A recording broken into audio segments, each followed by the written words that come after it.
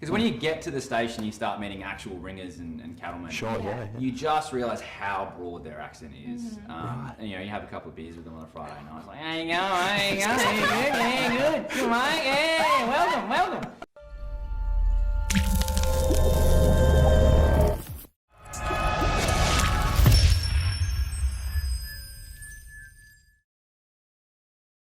Well, Sam, Kylah, it's an absolute pleasure to meet you. Thanks for taking a lot of time to chat. Thank you. Thank you. I want to start off because I think your characters have the coolest introduction to the show. You have a scene just before this, but you guys get the bar fight. You get the massive blowbang introduction. It's the fun, right? I'm curious to know, when you first read that scene in the script, what was that first reaction, initial reaction to your characters? But what was then the most interesting thing you sort of discovered about them from that reaction? I think I was just really excited to get it like in and amongst it. Like, I really wanted, you know, the bar fight. I really wanted Shani to just like get it there, like jump on people and like be in it as much as the boys, because like that's our trio. We're like, you know, rough and like we're rowdy, and that's like the essence of us. Yeah, I think the cheekiness for me. Yeah. I got a lot of freedom with Rich, and I can kind of go up, down, left, right. And so that's the first thing I got from when I read the script, and then.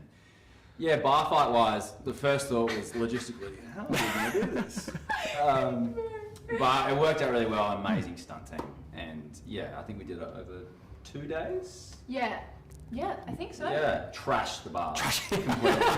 We won't see a recreation in here anytime soon. Yeah, no, it was a lot of fun. Yeah, I loved it. It's such an impactful way to open the show, but I'm also curious to know, from an acting perspective, how much fun do you get to sort of relish in the rebelness of your characters? As we find out more about them, you guys are kind of the rebels of the story. Oh yeah. How much fun is that? A lot, actually. And Greg McLean, the director, was super free. He, you know, I said to him before my first day, I said, look, I'm going to take a swing. I'm going to give you all the energy.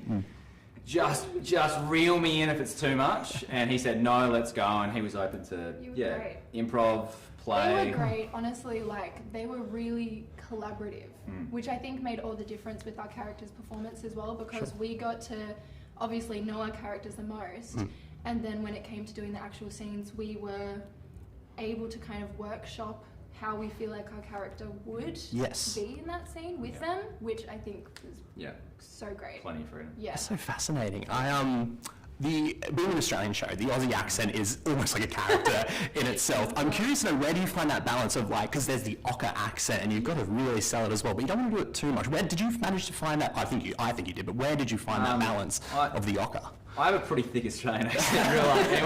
Anyway, but I pitched Rich up a little bit, and because when you get to the station, you start meeting actual ringers and cattlemen. Sure, yeah. You just realise how broad their accent is. And you know, you have a couple of beers with them on a Friday night. It's like, hey, you go, good, come on, yeah, welcome. So it's a balance. I didn't go that far. I had a bit more freedom to do that. Yeah, no, I think like my accent isn't as heavy in terms of the Australian accent. And I still kept that in Shani, but I did lean into some of the twangs a little bit more when I was playing her. Just adds that over. The vernacular is the biggest thing. Sure, They don't say bruz, they say brus. Brus. How you doing, brus? Yeah. You good, brus? Yeah. Yeah, brus. Oh my gosh, I'm sitting next to Rich again. It's all coming back. No! We never left in the...